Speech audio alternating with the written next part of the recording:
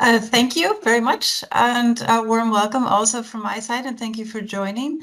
What I'd like to do today, in the next 10 minutes that we actually have together, is to discuss with you why we've implemented design thinking at Room, and also with actually previous employers as well, how I've implemented it.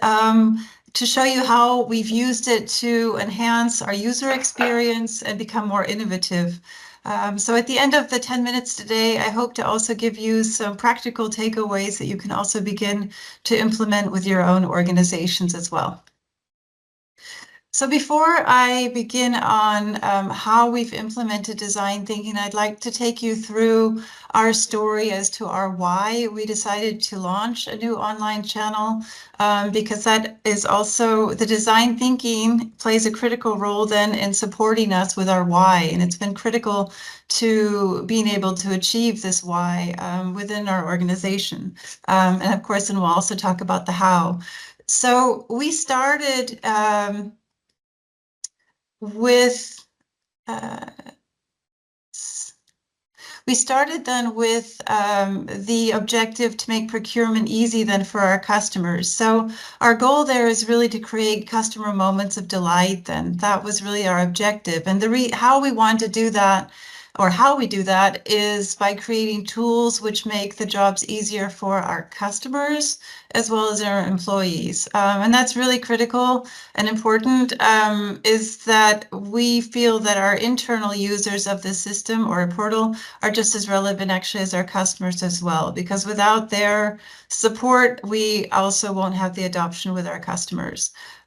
So we want to create these tools via online services and or e-commerce services as well.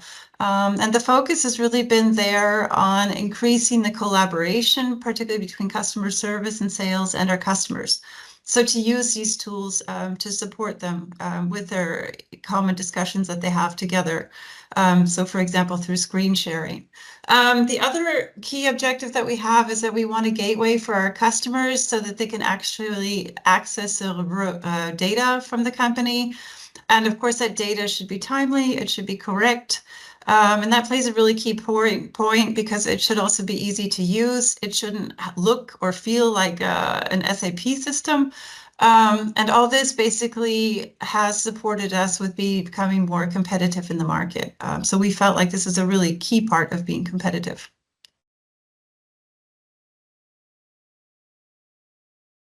So we have taken a very human approach to something which is all about implementing new technology. And this is probably one of the fundamental differences of the way that we've conducted this project as to how I've done it in the past. And it's really about focusing on the people that surround it. So as soon as we received the feedback from a Net Promoter Score survey, we basically went about then creating a cross-functional team. So a team that was involved team members from customer service, from sales, IT, management, from the digital team. And that was really from the very beginning that we had this cross-functional team set up. Because we realized that we need the expertise and the inputs from all these different teams as to how they work with customers and what's important to our customer. And at that point, too, we realized, too, that we were missing a lot of digital knowledge about how our customers work. Do they have PRC systems, for example? So that played a key role. We also set up and still continue to have co-leads. So the idea of two in a box between business and IT. So that every time that we're creating new digital roadmaps, every time that we're adapting the digital strategy, IT plays a really critical role. And I'm really fortunate to have IT team members that really understand the business extremely well, which plays an important role. What you can see here in the picture is actually a result of our Amazon backward thinking workshop. This is actually how we launched our online portal, or launched it internally, let me say it that way, where we really envisioned, how does our customer's workday look? How should his workday be experienced? Who are the stakeholders internally, like you can see here, the production plant owner? What information does that production plant manager need to have in his daily work? Where does he interact then with our online buyer. So we really started with this vision of making procurement easy for our online buyers. And that was really the vision that we started. And by using this methodology, we were really able to ensure the support behind this vision and continuously work towards that vision daily at this point. We also had demonstrations, so demos that we made available to, for one, the entire organization, where we took them onto the live system and shared it with them to see exactly what a customer would see, how it was personalized, how we played it also to different roles within our customers' organizations. We had the feedback as well that there were concerns about the information, the data sharing that we had. So we made sure that the sales colleagues were actually able to log onto this system. They could see how the data flows from the portal to SAP and back. They could see the data quality and the timeliness of the data. So it took away that insecurity that they had about the data as well. Onboarding, same process. We take customer service with us in every single customer onboarding that we conduct, so that they can actually see and support the customer going forward as well.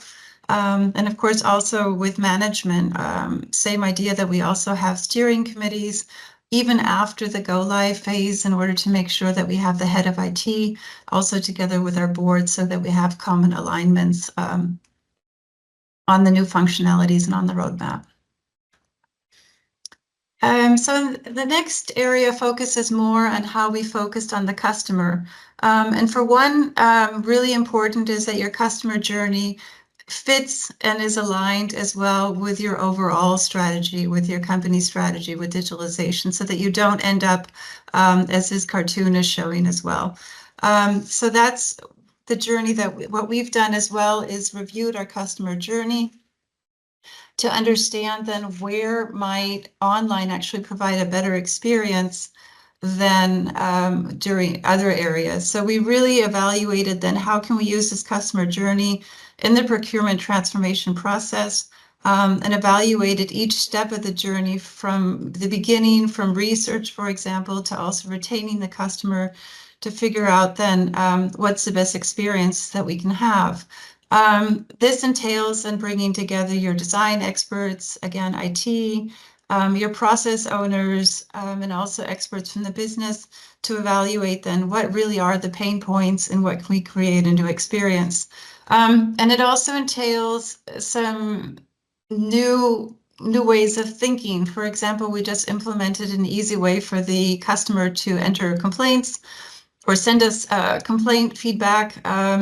And so when we really started to think about it as well, a complaint is actually ended when the customer closes the ticket, as opposed to when we thought, oh, we closed the ticket, it's done. So it really does take into account how does a customer see the experience and when do they actually physically decide, okay, this complaint is now done by closing the ticket on the system. So, and the beauty really of discussing the customer journey also internally and these customer pain points is when you resolve it, you also have created a great deal of enthusiasm within your organization. And if you're also working in an agile environment with also support from management, then you really should be able to make those adaptations to your customer journey within short time periods, within 4 weeks or 12 to 16 weeks. Has been our experience to date. One of the things that I think has changed a lot for companies as we work on more transformation-oriented projects is our skill set that we also that we think about. So what we've launched at Röhm has actually been a transformation leadership program where we're coaching people on how to actually do active listening. So as you can see here also on this cartoon. And by supporting that skill set, we've been able to increase the understanding, and we've also been able to increase the empathy then that we have for either our customers or for employee issues or challenges that they have. So this has been something that we've really worked on together also with the project managers, because it's not a typical skill set from a project manager where you typically focus on resources or budget. but it's also been about coaching the product owner, project managers, and on how they can actively listen, ask the right questions to understand employee concerns. For example, what I mentioned before with the data quality, that you understand what level of knowledge do the customers have about online portals? Are they using them already? Are they not? How do they feel about online tools internally? And then also what motivates them. So what's going to inspire them? What can you implement that will actually motivate them as well? And we found this has actually worked quite successfully, as opposed to also just putting objectives into the annual goals for particular employees as well. And so what we're doing then with the product owner is that she's able to listen, ideate, come up with solutions, prototype. Here we work with Intershop in order to create the prototypes, align that again with the customer and with the relevant stakeholders, and listen again in order to make sure that we've really been able to solve the problem. And here as well, listening plays a key role. So what we actively do is listen to, for example, how other Intershop customers have implemented, for example, a punch-out solution. How are they using AI? So, and also to listen to other digital leaders within the industry to understand, and to how have they increased, for example, adoption of the portal. So that's been a really different way of working for us and very successful. Here, I just would like to point out an example of how we've conducted also use case workshops. So on a regular basis, we conduct use case workshops with customer service, with sales, particularly when we're rolling out new features for the portal, where we talk with the stakeholder group, then how do they handle this task, typically with customers, what problems do they have, and what's the outcome that we want to achieve, and what functionalities are required. So here what we also came up with is that we had to adapt our scope for one of the key features for our contract planning, where we want to visualize it, and we wanted to provide it just to contract customers.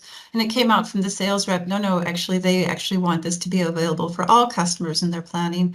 And by doing this type of work, we really get individual feedback from each employee, and of course also gain their support for the rollout, even if we're talking about online features as opposed to how they typically work. So to wrap up our short session for today, I would just like to point out a few areas of what we've implemented that also increase the awareness internally, and how it will support you also in listening to your different stakeholders. So the first is success stories. It can be your own success stories, or it can be success stories from other digital leaders in your industry that you can share. And that supports the knowledge bases within your organization. What I found is outline the vision and repeat again, and continue to outline the benefits so that people really believe in it and take it on as their own vision as well. Design thinking workshops are extremely important and can be extremely helpful then in being innovative with your solutions, and also work around the prototyping, and can be used with many different forms of technology, whether it's AI or augmented reality. Really good results by doing those type of workshops. Continue to support and provide resources for your employees and for your customers. The steering committee we talked about briefly, and celebrating your successes, whether they're big or small, but really encourage your team and celebrate those. And then what we've also done is supported the team also with retros, so also coming from the Agile methodology. This is done after project phases or after Agile sprints. And here the example that I brought is also to understand the mood of the team during different project phases. So again, that you can increase the empathy that you also have for your team members. So I hope that gives you some takeaways and ideas of what you can take back to your organization now, and look forward to the discussion later on. Thank you. Thank you very much, Tanya. It's good to see the mood going up. That's yeah. Arjen, I thought you wanted to address a few questions to Tanya as well. Yes. And first of all, I would like to encourage everybody to respond to the poll that is in the chat. Some of you already answered the questions, but that we have short questions during all the presentations that we can use in these discussions afterward. Also, if you have any other specific question, please don't hesitate to ask them in the chat. So please fill out the poll in the chat. And based on that, because the question there was how important do you think full organization involvement is, how important it is in developing customer-centric B2B strategies. What has been your biggest challenge in the organization in this entire process, Tanya?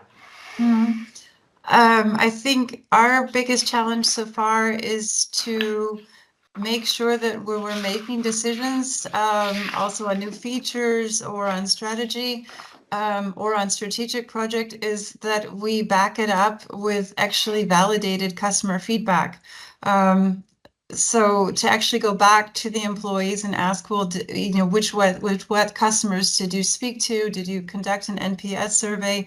How are you basing that decision on, based on what customer data or input?